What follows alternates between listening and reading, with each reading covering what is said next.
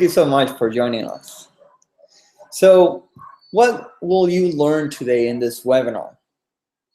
You're going to learn how expectations are sabotaging your relationships, spiritual evolution, and your manifestations.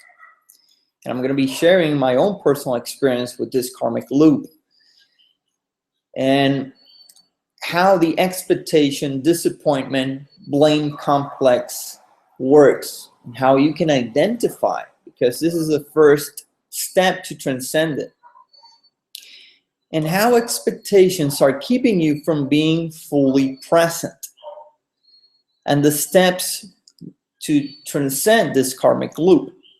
Well, also, we are also going to do a heart activation, which I've never done before. I'm going to share with all of you today, and how you can go deeper.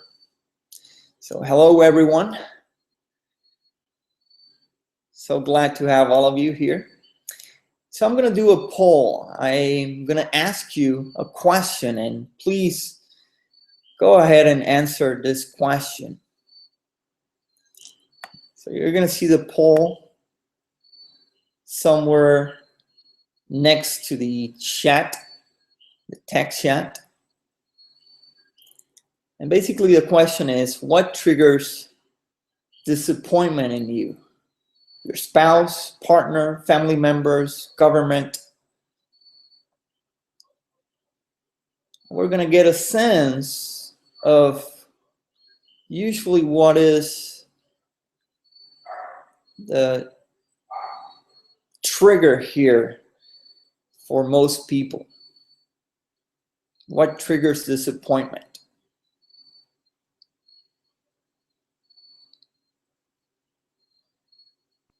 I'm just giving you all a chance to answer the poll. And at the end, I'm going to make the results public so that you can see how other people voted or answered.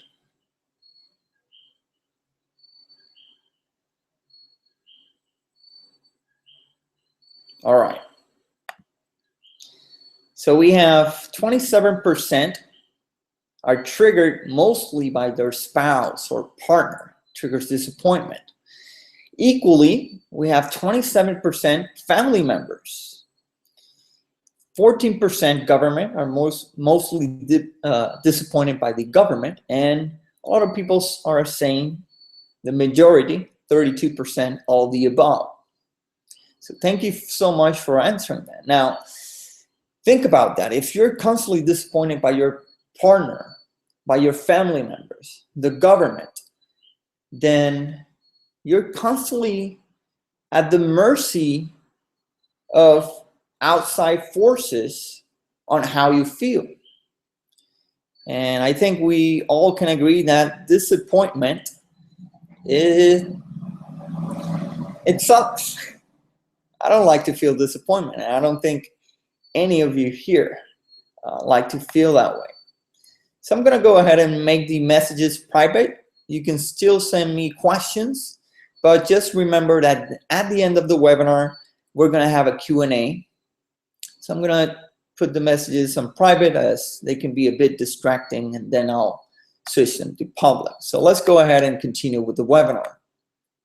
Now, for those of you who don't know me, and this is your first time with me in a webinar, thank you so much for being here. I'm just going to talk a little bit about myself. Not too much, as this webinar is really about you. So if you want to know more about me, you can Google me. You can find me on Instagram, Facebook, etc. So 10 years ago, I was struggling with relationships. I was stuck in really dramatic, painful, codependent relationships. And I wanted out real bad. I wanted to manifest a harmonious, loving, passionate, compassionate, empathic relationship. A relationship that allowed me to grow, to evolve. So I decided to stop dating and be single, and for almost 3 years I worked on myself and cleared my relationship slate. I cleared the energetic blockages and the past painful baggage from my previous relationships. And eventually that led me to manifesting my twin flame, my beloved Jennifer. We are still together till this day. But even though when I manifested this relationship that I thought it would be very different, and it is, but I thought it was gonna be a smooth ride. I had that expectation. I said, you know, I've cleared most of my past baggage, but to my surprise, a lot of unresolved issues continued to show up. Jennifer was still being a mirror of the things that I had not cleared, blind spots, etc. And one of those biggest blind spots was the expectation, disappointment, blame complex. And when this complex started to manifest in my relationship, it was very challenging. It was one of the biggest energetic blockages that tested my relationship. So that's why I want to share with you today how I transcended this complex, this karmic loop. Now, let's talk about disappointment, because this is a core theme of this presentation. Now, what is disappointment? Well, it's defined as the psychological reaction to an outcome that does not match up to expectations. The greater the disparity, the greater the disappointment. Another way of understanding disappointment is a way in which sadness is experienced. And I think we all can agree that whenever you feel disappointed, you kind of feel sad, right? Has a sadness to it. Now, the third definition is the experience you feel when you consider what might have been in contrast to what exists in the present. So there's that comparison again of what you thought it was going to be like and what the present reality is showing you. Now, another definition is what comes with finality. The recognition that you don't have, didn't get, or will never achieve whatever it is that you wanted. Another one is the acceptance of reality. It forces you to admit that you did not get what you wished to have. And it is actually easier for you to protest with anger than it is to encounter your sadness about the course of events. So this is very interesting. Anger allows you to continue idealizing what could have been while consciously denigrating it. And people will hang on to it only because it's what they needed at the time. Now, let's look at this picture here. Look what it says. It says, nothing hurts more than being disappointed by the single person you thought would never hurt you. Now, let's really think about it. And this is an expectation a lot of people have. When they enter a relationship, they fall in love and they say, this person will never hurt me because they love me and I love them. But in reality, think about it. How is this a reality? How often do people get hurt in relationships? Almost all the time. I know I've hurt Jennifer consciously, unconsciously, by things I've said, done, or not said or done. So that's a big expectation, and an expectation a lot of people have. Now, what is an expectation? Well, it's an illusory mind construct that is based in a non-existent future. So basically, when you have an expectation, you create a thought form that is based on a future that, well, it's a future. It hasn't come to manifestation. So it doesn't exist yet. But our mind is attached to that. It's expecting that. it would like to experience that. So this mind construct is then projected to a person, a place, and an event, or an event. So we might have an expectations of how people should behave or shouldn't behave. Relationship, intimate relationships, family members, or at a social event. Even on Facebook, we expect people to expect a way or in a different manner. A place, we have expectations of a place. When you go on vacation, sometimes you have the idea of how that place should be and how you will feel. And I love traveling. I can tell you that many times I've visited places and I've had expectations that it's completely different. And events. Now, disappointment. What is disappointment? Disappointment is when reality manifests in a different way from what you expected. And if you take a look at the picture,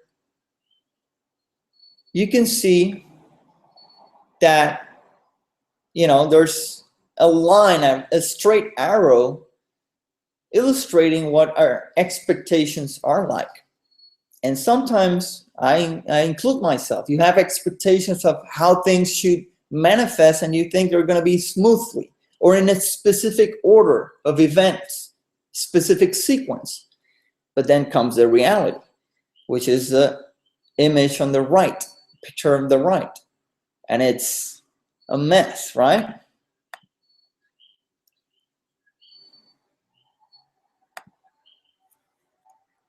Now,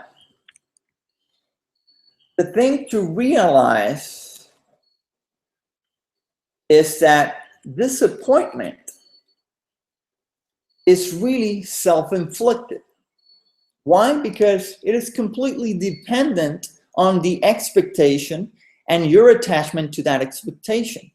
You see, you created the expectation in the first place. So then when disappointment occurs, it's really self-disappointment. And you can, you know, the cues are when you experience failure. You feel that, you know, something let you down, or you feel it, oh, this is such a bummer.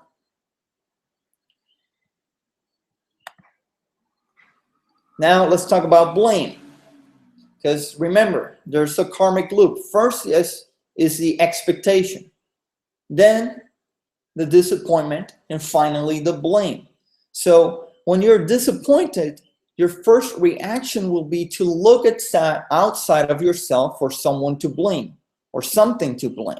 This is the most natural reaction. But you can also feel disappointed in yourself, and we're going to talk more about this later on. And if you take a look at the picture to the left, you know, there's a hand, a finger pointing, you know, their fault. But then you have three fingers pointing at you. My feelings, my needs, my responsibility. And this is how disappointment works. It is your projection of your feelings, your needs, your mind construct, and it's really your responsibility, not someone else's. Now, what emotions are related to disappointment? We have sadness, right? We talked about that. When you feel disappointed, there's a certain feeling of sadness. There's also anger, because when you're disappointed and you are not willing to accept reality, you will often experience anger because you're attached to that expectation still. And also betrayal. Now, when you have an expectation of how someone should behave and they don't behave that way, you might experience some betrayal. And this usually signals that you have put that person on a pedestal above you. So when there's that dynamic, when that person is above you and you're below, then that's when betrayal can occur. But if you're on the same level of that person, then betrayal is almost impossible.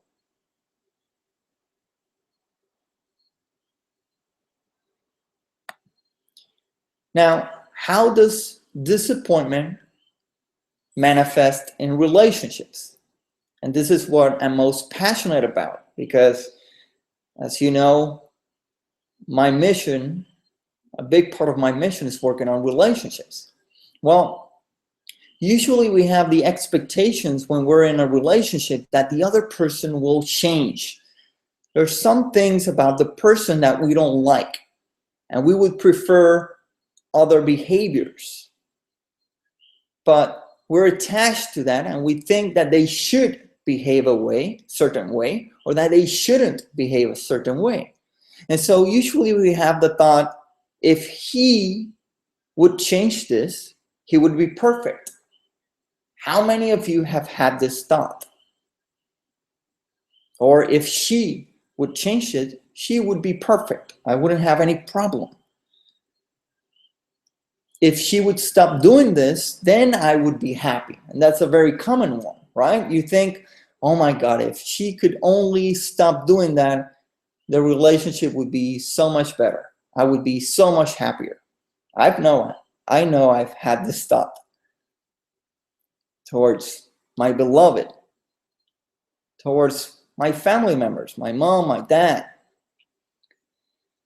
But what's the reality? That the other person rarely changes. So now you must control them so that they can match your expectations. And this is a sign of codependency.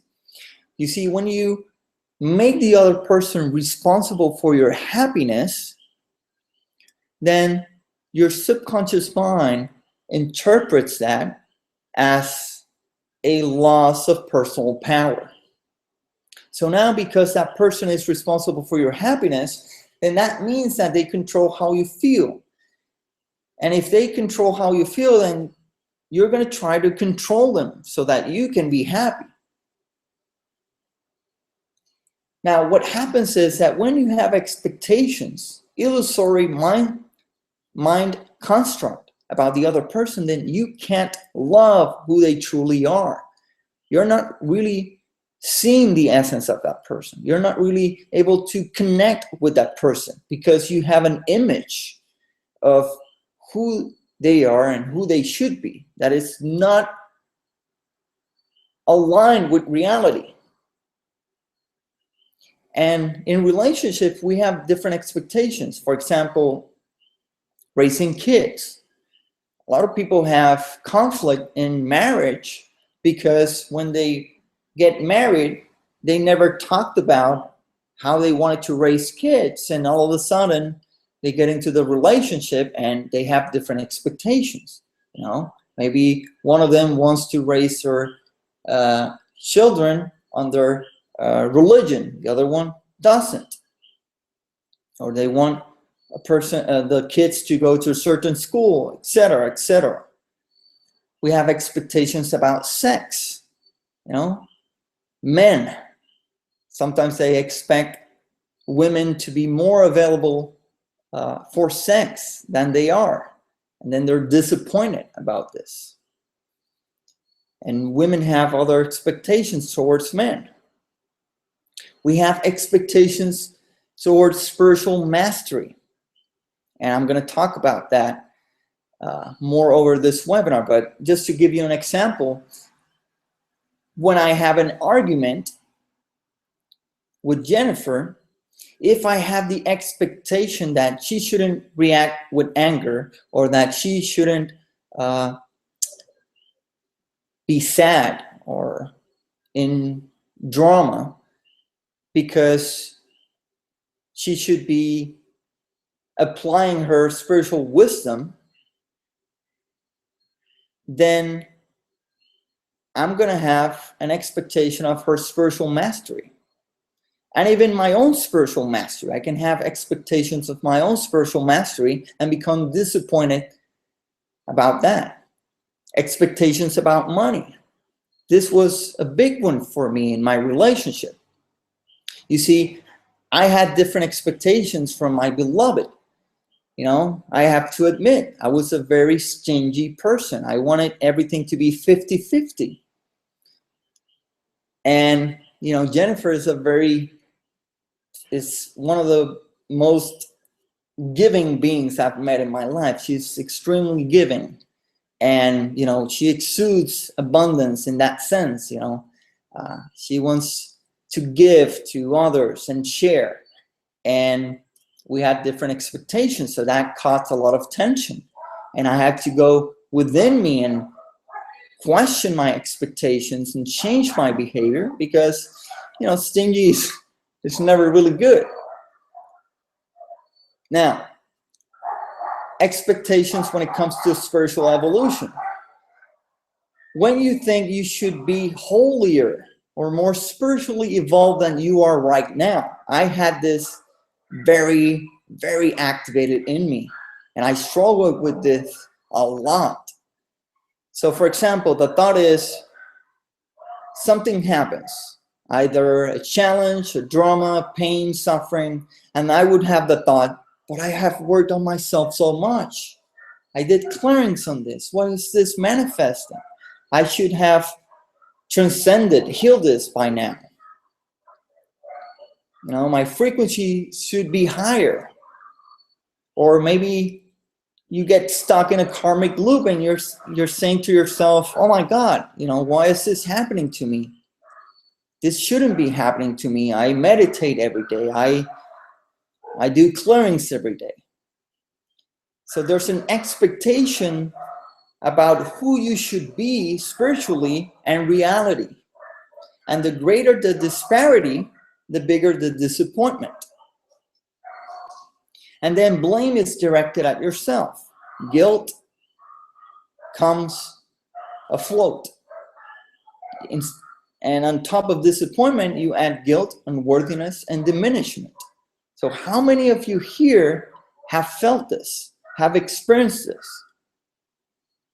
I'm sure many of you, right?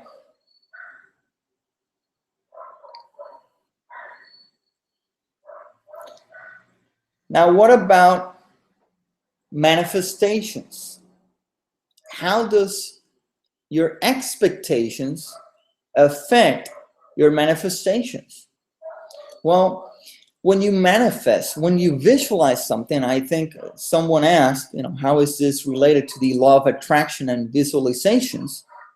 Well, think about this. When you visualize something and you write down a manifestation, if you have an attachment and an expectation to your manifestation, this can block the manifestation process. Why?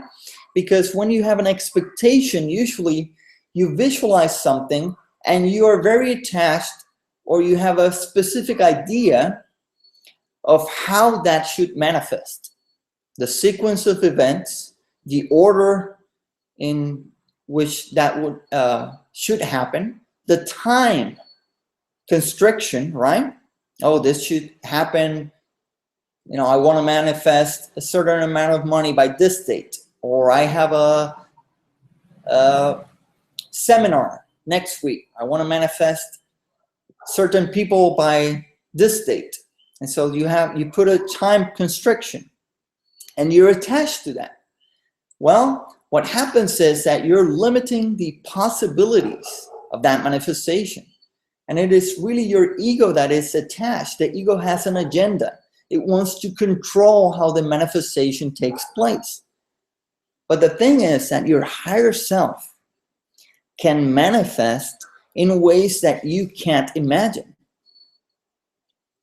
Your higher self can manifest sometimes even more than what you're asking for, and in very unexpected ways.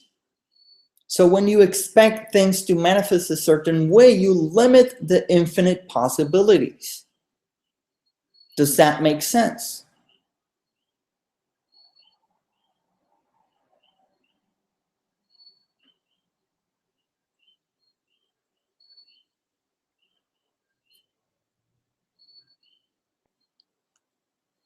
So how do we transcend this karmic loop? How do we let go of the expectation, disappointment, blame complex?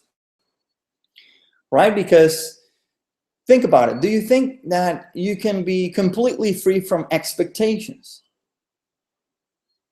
I don't think so. I think the mind is very inclined to create expectations, but it's the attachment to that expectation that really keeps you stuck in this karmic loop.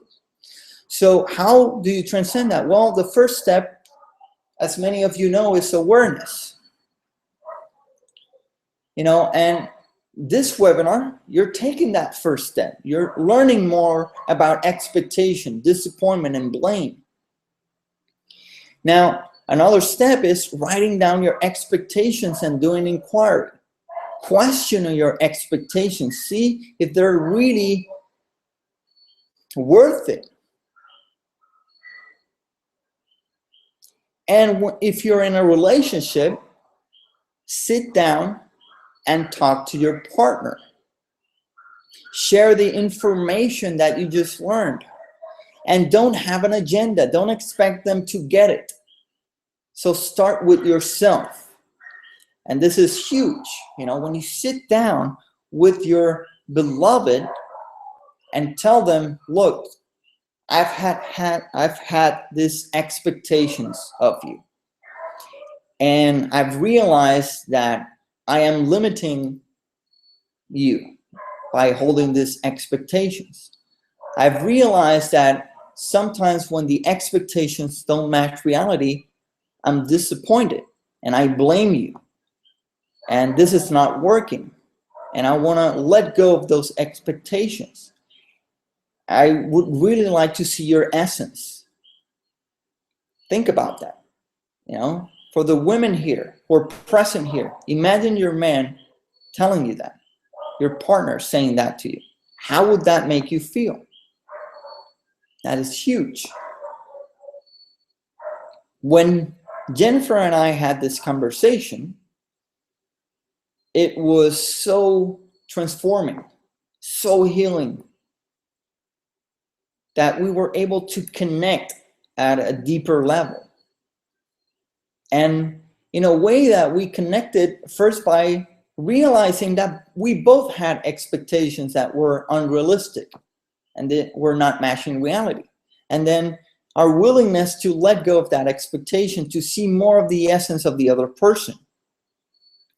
Now, another step to transcend this karmic loop is cultivate a sense of wonder. Why wonder? Well, when you're in a state of wonder, you're completely present to the present moment.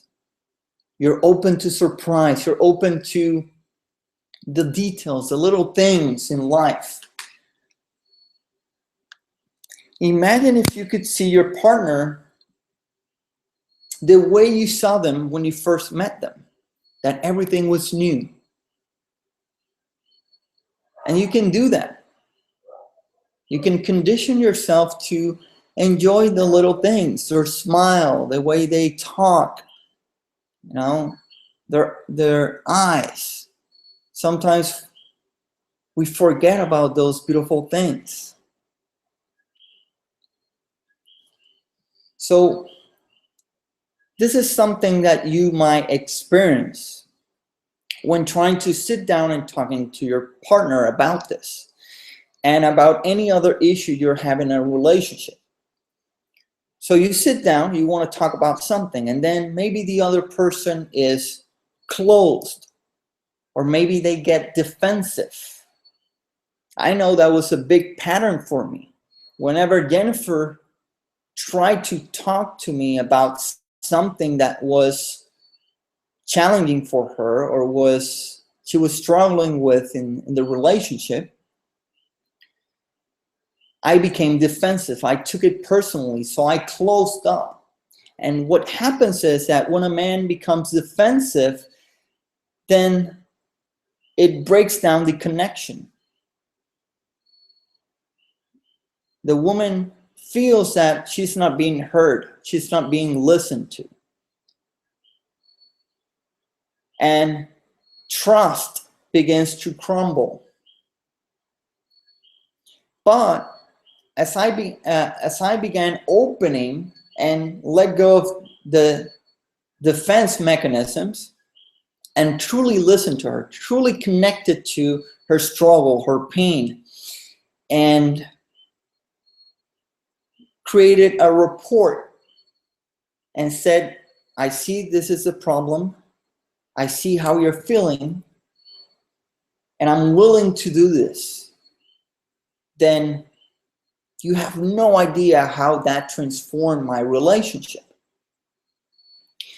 But in order for me to do that, I had to be in my heart, not in my head.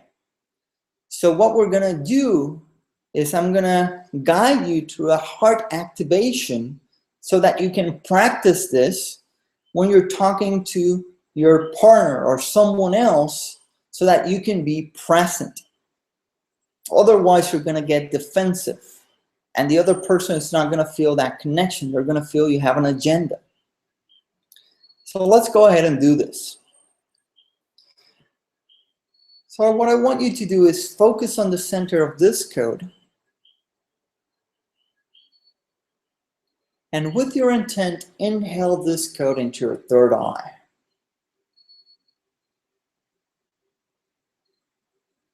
And then exhale the code down to your heart chakra.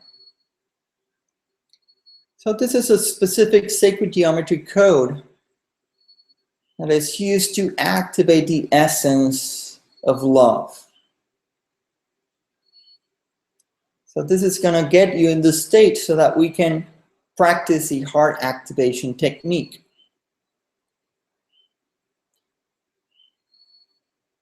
The code enhances the technique, but it's not necessary.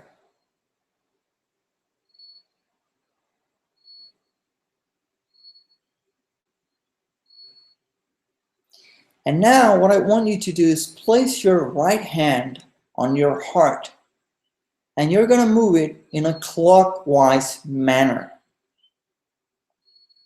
And as you do this, I invite you to start breathing into your heart. So with each inhale, you imagine the air going into your heart. And you imagine that energy, that life force energy, filling up your heart. And if there is any thought, distraction, you take that, you breathe in that to the heart. Just keep breathing into the heart while you move your hand in a clockwise manner.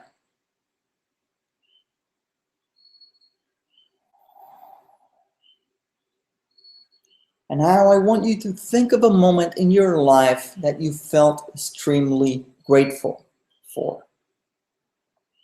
Or think of a moment where you were laughing uncontrollably, or having a lot of fun with your partner, or that person that triggers disappointment in you.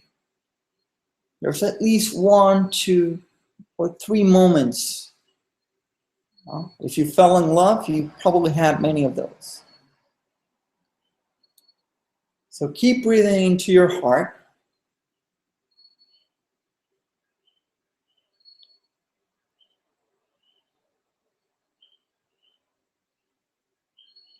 So when you're talking to someone and they're angry, they're in their head. And when you're in your head, this is where painful memories get triggered. But your heart is always in the present moment. So this heart activation, this simple exercise of breathing into your heart and rotating your hand, your hand can direct energy. Basically, what they found is that in scientific research, they found that whenever you cannot figure something out, it's because you're stressed. And they were able to measure the electrical response from the brain and the heart, and they were radically different. So when you're stressed, when you're anxious, when you're in your head, you're defensive, you're in, your heart and your head are not synced. But when you breathe into your heart, they found out that when you do this exercise for 2 minutes, your heart and your brain go in sync. And your brain gives you answers that eluded you in the other state. And this even changes your hormones. So you can do this at any time you want to be more present. But I highly recommend you do this when sitting down and talking to your partner or your family member. So how is everyone feeling while doing this exercise? Do you feel more present?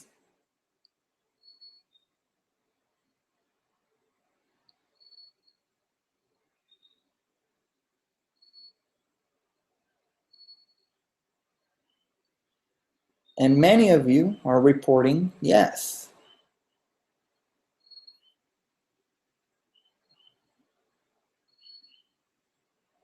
All right. So some of you are having questions and they're being answered. Excellent. And if you still have a question, remember we have a Q&A at the end. And you can almost feel a tingling sensation in the heart and even the crown chakra. So you can do this later on when you're meditating. You have no distractions. You do this and you can sense how the energy activates in your heart and in your head. So many people are reporting that this is really calming. Yeah, you're changing your brain chemistry. So simple.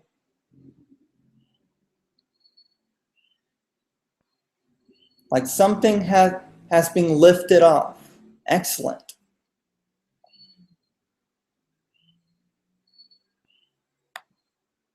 So now we've talked about the steps. First, awareness. You become aware of the pattern. Your expectations, you become aware of your expectations. Every time you're disappointed, you know that it's the expectations, and you become aware of your need to blame someone else. You can also write them down, question your expectations. You can share that with your partner. Now, the deeper step is to clear the source of this karmic loop by clearing these soul fragments and karmic imprints related to the expectation, disappointment, and blame karmic loop. So when I found out this karmic loop, what I did was I cleared the layers, because this karmic loop has many roots, many branches. And first is the illusory expectations. We have soul fragments and karmic imprints related to the expectations. Then we have energetic blockages related to the disappointment, unresolved emotions, and past painful traumatic experiences where we experienced the disappointment in the first place. Because if you think about it, many of the things and emotions that you experience in this karmic loop are projections from the past. Then I cleared the blame on myself, blame on other people. I also cleared the projections from other people, because when someone else has an expectation of you, that can affect you, especially when you're a child. Your parents had expectations of how you should behave, how you should think and feel, what things you should say or shouldn't say. And when we're children, we're really open to energy. But the thing is that those projections stay with us even when we're adults. The expectations from our partners can have a very profound effect on us. So I clear that, the expectations from other people. I also clear the guilt I felt when I had expectations on myself. The diminishment when I felt like I failed because I should be more spiritual or wiser, etc. I also clear the betrayal, the idolatry, and also the attachments to results, the attachment to outcomes. And this was incredible for my manifestations. So my invitation is for a webinar that I'm going to host tomorrow night at the same time. And in this webinar, we're going to clear all those specific energetic blockages that I just talked about. The betrayal, the expectations, the disappointment, the blame, the diminishment, the expectations from other people. And we're going to be using 8 different sacred geometry codes to clear all those layers so that you can stop walking this outdated karma. You can raise your frequency so that you can experience a different reality and embody a state of presence and wonder. Because as long as you keep having unrealistic expectations and you are attached to those expectations, you're never going to be able to be present. Disappointment will always keep you in the future. And you will experience a state of fluidity with reality instead of resistance. Because whenever you have an expectation and you experience a disappointment and then you blame someone else or something else, you create resistance with reality. You're not accepting reality. So every time you go against reality, you will suffer.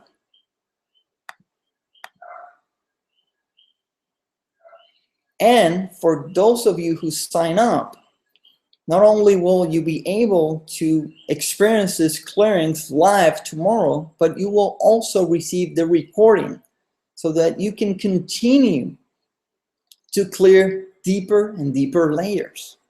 And if you have a partner, then you can have them join the webinar, the live webinar. So imagine how this can transform your relationship. How can it transform your reality? If you are not attached to expectations and you can let go of unrealistic expectations about yourself, about your partner, about your manifestations. Imagine if you can project a visualization, a manifestation, and just surrender to the universe and be open to unlimited possibilities. And let me tell you, your higher self will surprise you over and over again. This has been one of the greatest things I've done in my spiritual journey.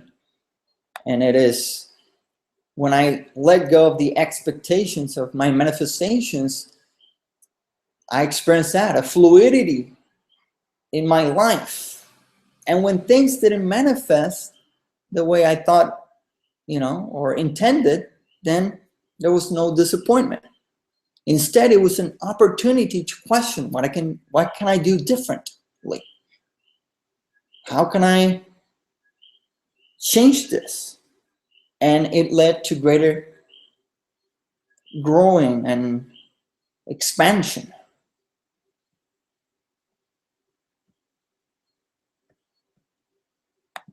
So now let's go to the Q&A. So please let me know if you have any questions. And I'm just going to browse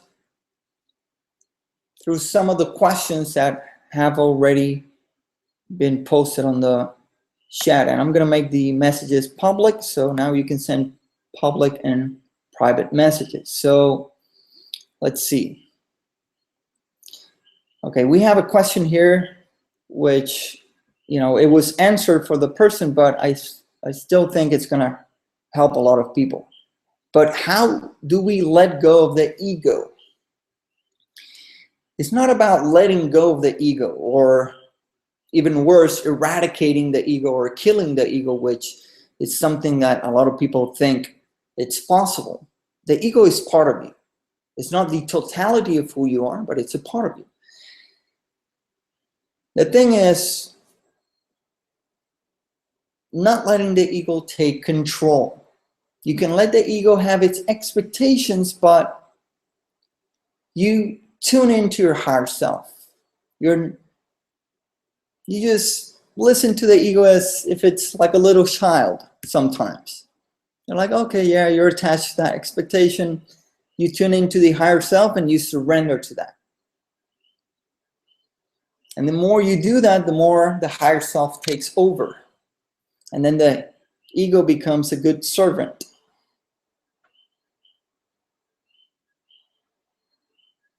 So we have a question from Kevin here. The whole self-help thing, why isn't working?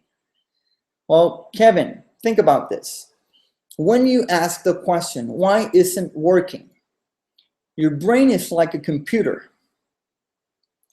So what happens is that when you ask your brain any question, it will give you answers. Doesn't matter if they're real or not. It must give you an answer. So if you ask what is wrong, what is not working, then your brain will show you exactly that. But instead, you can reframe the question. How can I make this self-help more effectively than that which I am doing right now?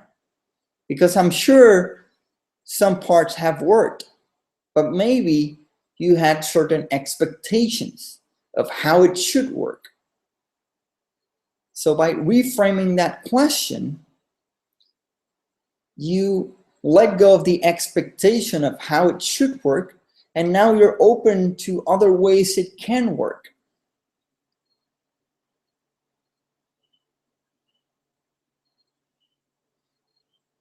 So let me see what other questions we have here.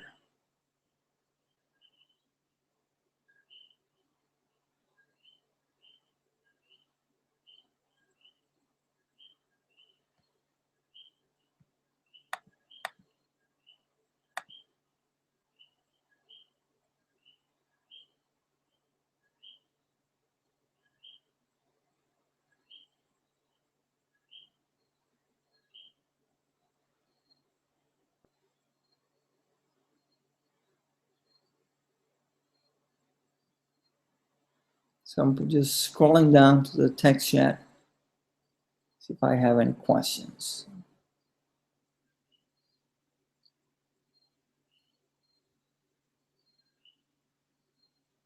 So how long does it take for the heart activation, the heart technique to work? In about 2 minutes, you can start feeling the effects. You can do it for as long as you want, but it's really quick. It's basically because you're directing intent. Instead of focusing on the head, you're focusing on the heart. You're breathing into the heart. So now your breathing probably is going to be deeper. Your focus instead of the future or the past is present. So it instantly changes your state.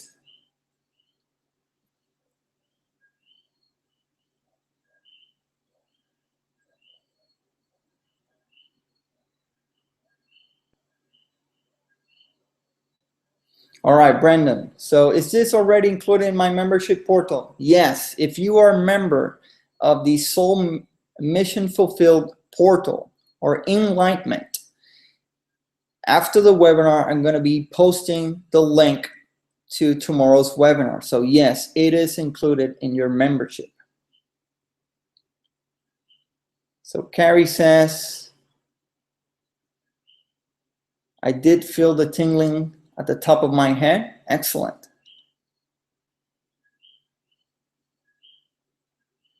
Yes, Carrie, if you're part of the membership program, this is included.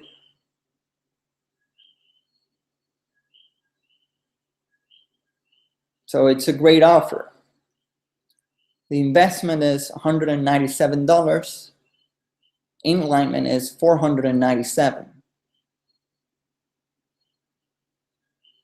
Now the Soul Mission Fulfilled membership includes all of my webinars. Enlightenment, some webinars.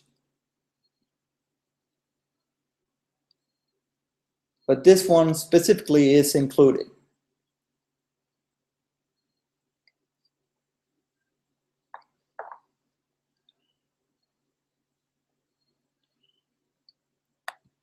So yeah, you can visit transcendedrelationships.com to get access to those memberships.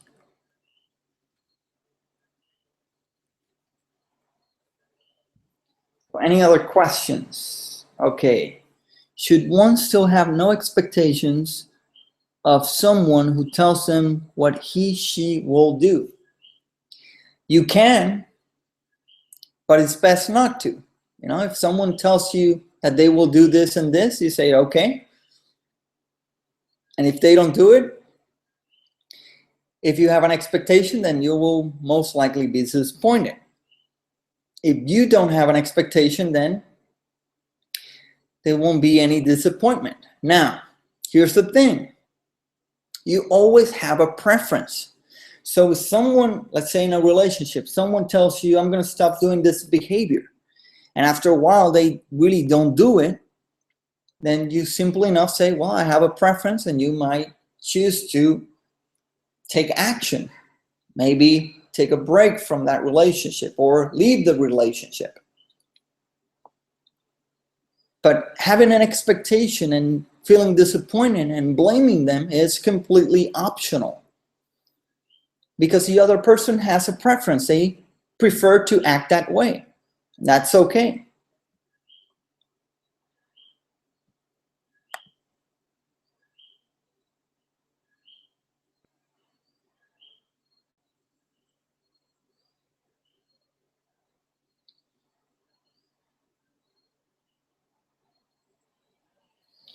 Okay, so I'm trying to read a question here, but it's not fully being displayed. Let me see if I can.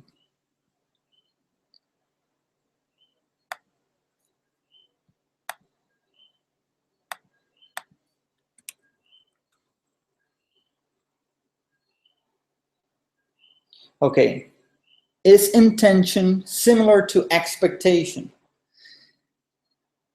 No. Intent is something that you use every day. You know, you intend to get up, you intend to sit down, you intend to go somewhere, you intend to say something, you intend to manifest something. But expectation, it's more of how things should be and the attachment to that. You see, you can have intent without expectations.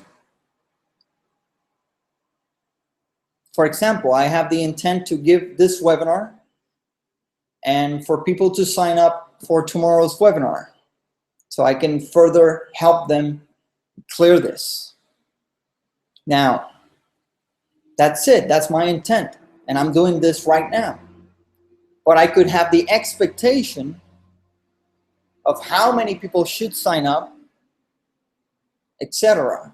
And if I'm attached to that, then it's very different.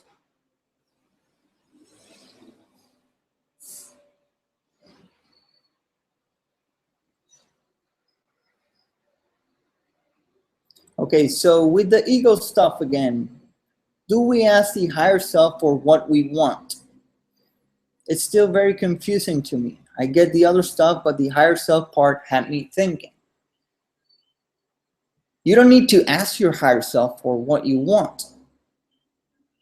Usually your higher self is always telling you what you desire, what you want. Now, usually you can tell the difference between a want and a desire. Usually the want is more associated with the ego. There's an attachment to that. Desires are more detached.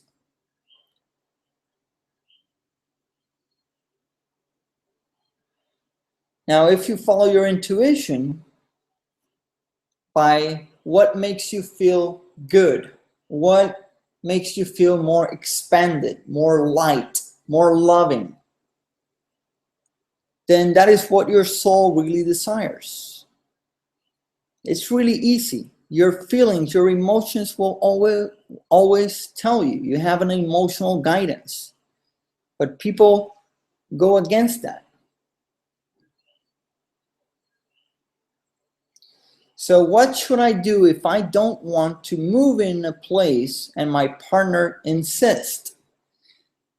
Well, you state that clearly to them.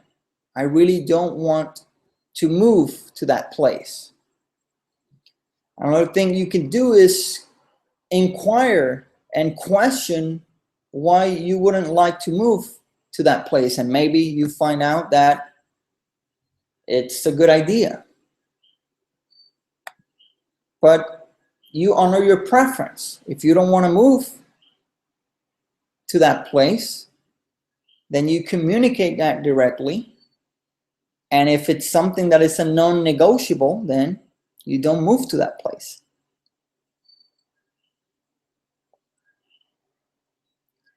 Now, I would suggest that you do the heart activation technique when talking to your partner about this, and show him to do that.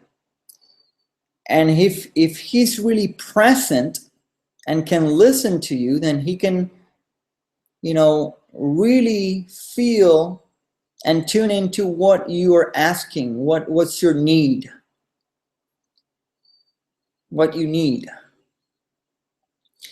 And then you can also connect to him and understand what is your need.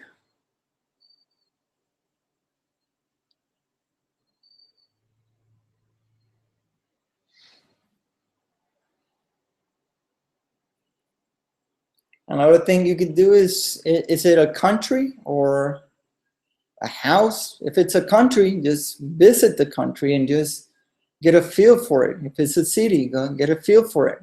Visit it first before moving.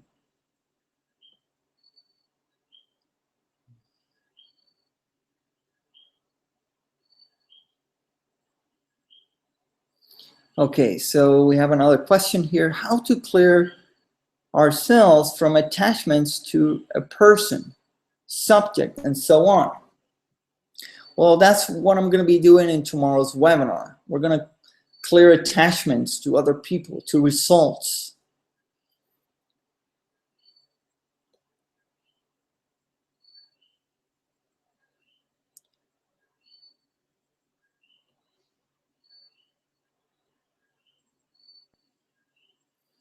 If you're talking about more of a cord of attachment where you feel that you're connected to that person, not necessarily to an expectation, but from a relationship, then I would suggest you sign up for my free webinar on cutting cords of attachments. That it's for free on ascendedrelationships.com.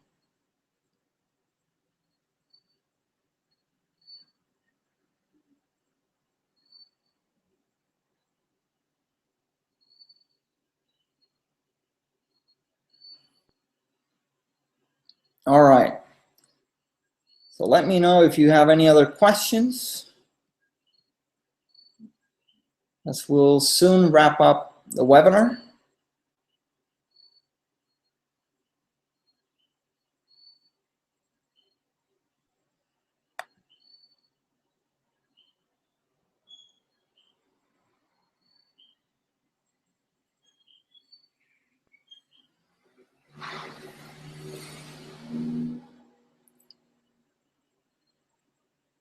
So thank you so much for joining me today.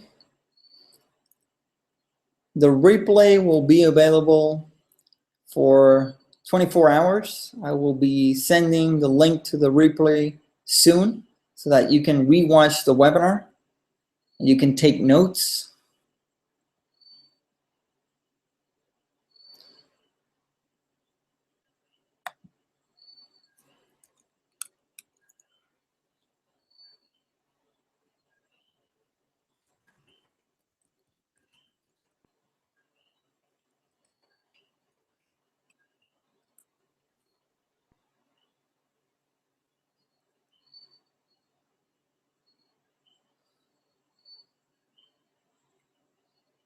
So Blong, no, tomorrow webinar requires an investment. Today's webinar is free.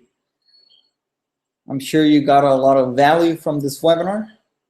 Awareness, a heart activation technique. Tomorrow we're going to go deeper. We're going to be doing clearings using 8 different codes, and for that one there's an investment required. It's free for those who are members of Enlightenment membership and the Soul Mission Fulfilled membership. Thank you, Brendan. Thank you for your time. I'm glad you enjoyed the presentation.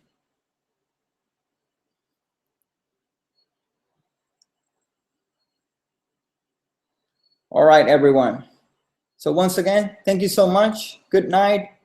Good morning for those of you who are on the other side of the world, in Australia and other countries.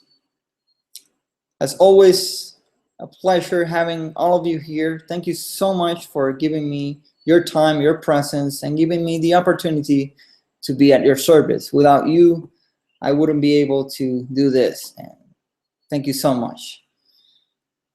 Namaste.